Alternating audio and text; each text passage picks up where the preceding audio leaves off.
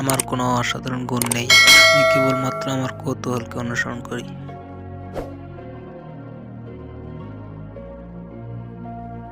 সমস্ত কঠিন আর সমস্যার মাঝেই লুকিয়ে থাকে সেরা সুযোগটি।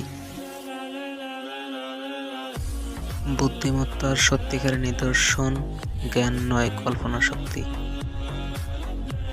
জীবন হলো সাইকেল চালানোর মতো, ভারসাম্য বজায় রাখতে হলে অবশ্যই সামনের দিকে চলতে হবে। স্কুল থেকে জ্ঞান অর্জনের পর ভুলে যাওয়ার পর যেটা মনে থাকে সেটাই হলো শিক্ষা। অভিজ্ঞতাই হলো জ্ঞানের একমাত্র উৎস। আপনাকে আগে খেলার নিয়মটি শিখতে হবে, তারপরে আপনি অন্যদের চেয়ে ভালো খেলতে পারবেন। শুধু আইন দিয়ে মত প্রকাশের স্বাধীনতা রক্ষা করা যায় না, দরকার সহনশীলতা।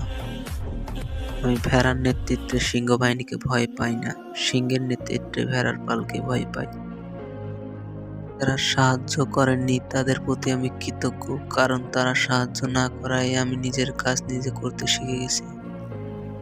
যে কখনো ভুল করেনি সে কখনো নতুন কিছু করার চেষ্টাই করেনি।